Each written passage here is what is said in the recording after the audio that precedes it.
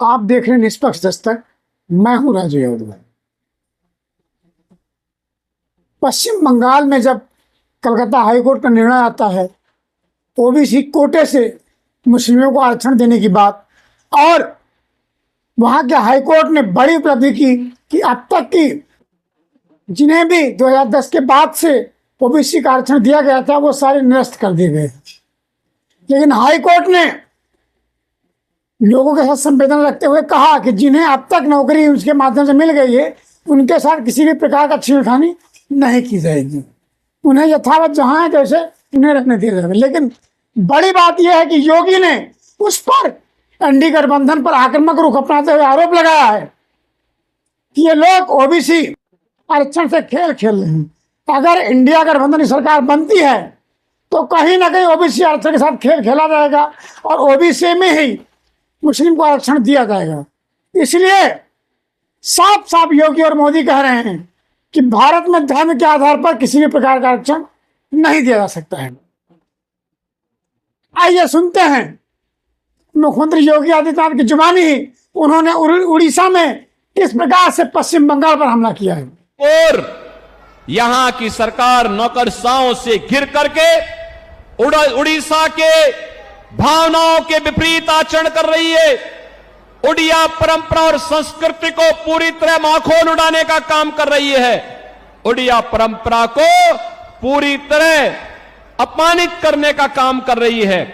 और दूसरी ओर देश के अंदर इंडी गठबंधन है, वे सब क्या करने जा रहे हैं? उनके द्वारा जिस प्रकार का कार्य किया जा रहा है, और मैं तो आज धन्यवाद देना चाहूंगा कोलकाता हाई कोर्ट को, जिसने टीएमसी की सरकार के द्वारा 2010 से लेकर के लगातार मुस्लिमों को ओबीसी की जातियों में जबरन शामिल करके उन्हें ओबीसी के आरक्षण में घुसपैठ करने का एक षड्यंत्र किया था। कोलकाता हाई कोर्ट ने एक महत्वपूर्ण फैसले में टीएमसी के सरकार के इन सभी फैसलों को पलट के कहा कि नहीं, भारत के अंदर धर्म के आधार पर आरक्षण नहीं हो सकता। आरक्षण पर बाबा साहब भीमराव अंबेडकर का जो मंतव्य है वह अंतिम मंतव्य है। हमें उसका संविधान की उन भावनाओं का पालन करना चाहिए।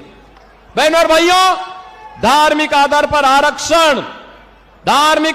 पर आरक्षण यह भारत की संविधान की मूल भावनाओं के विपरीत है। अनुसूचित जाति, जनजाति और पिछड़ी जाति के लोगों को ही आरक्षण का लाभ मिलना चाहिए और वह भी भारतीय मूल के होने चाहिए।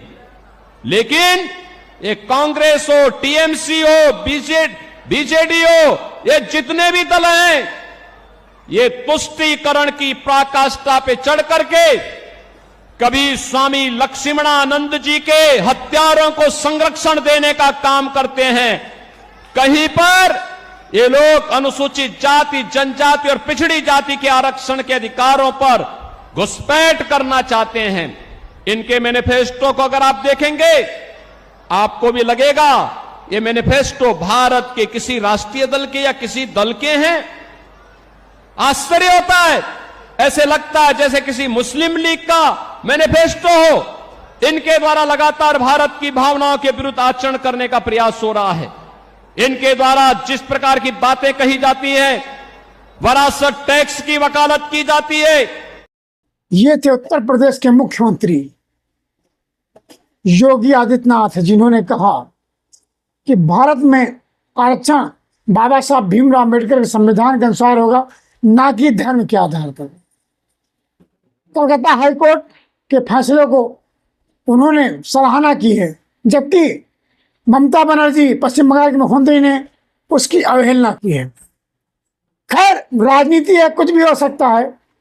दांव प्रतिदांव, फल प्रतिफल, आरोप प्रत्यारोप चलता रहेगा। तब तक की ब्रेकिंग खबरों के लिए देखते रहिए आप निष्पक्ष दस्तक।